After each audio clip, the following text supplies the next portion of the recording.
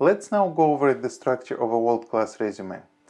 Uh, I should mention that profile resumes are working much better than other resumes as compared to, for example, to objective-based resumes. What is a profile-based resume? It is a resume where you have your header, and then just below this you have one or two roles that describe what kind of positions would you like to find.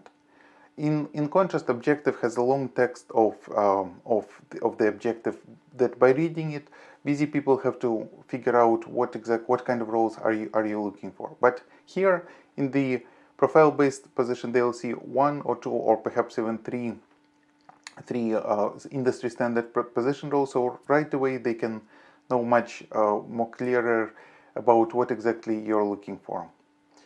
When my resume was in this format, in one of the very high-profile engagements, it was shortlisted by a public sector client from countless submissions by more than 100 global consulting companies, and I landed that very high-profile role. So when I tell you this resume format works, believe me that it does.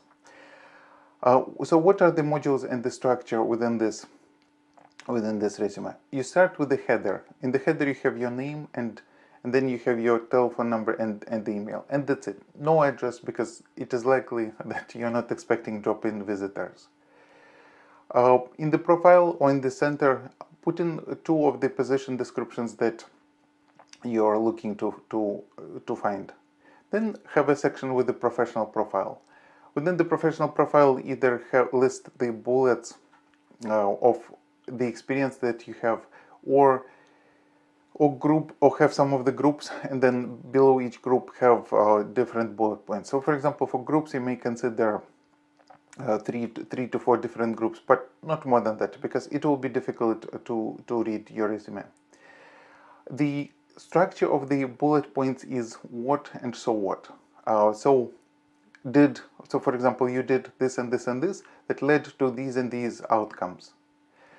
This way, somebody doesn't learn just about the process of what you have done, but also about the outcomes and the magnitude of difference that you made to your clients.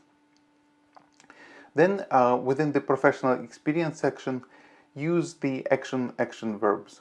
So start every sentence with did this and this, performed this, facilitated something else, accomplished this and this, achieved something else.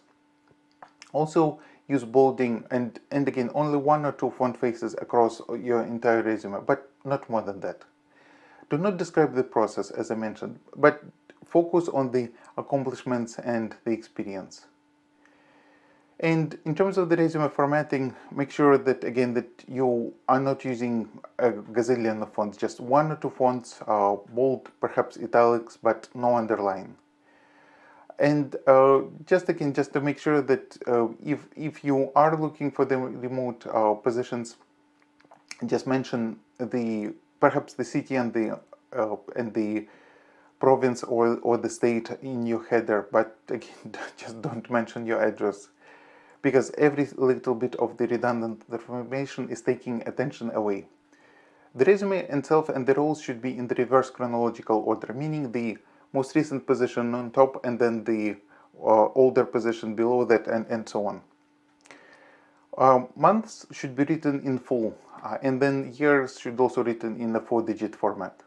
Don't have anywhere the horizontal lines, because somebody is reading, and then if there is a horizontal line or even underline, then their attention bounces back to the side.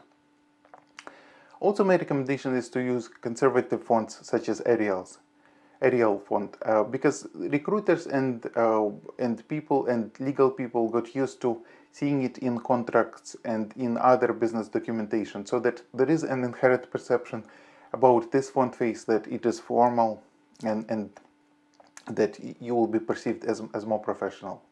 Photo versus no photo, it's entirely up to you, but I would say if you are being hired by a more traditional businesswoman or businessman, don't put photo, because in past there were not that many of the technologies that allowed us to put in high resolution photos and print them so that they will come across well. So there is a habit of not seeing photos in the resumes. And take a look at and describe how exactly have your experience has helped and how exactly you have addressed industry-specific expectations. Also, remember this perception of risk, which is something that gets the resumes filtered out and thrown out. Make sure that when you're reading your resume, that that you give no reasons to those who are reading your resume that you may be perceived as a risky candidate.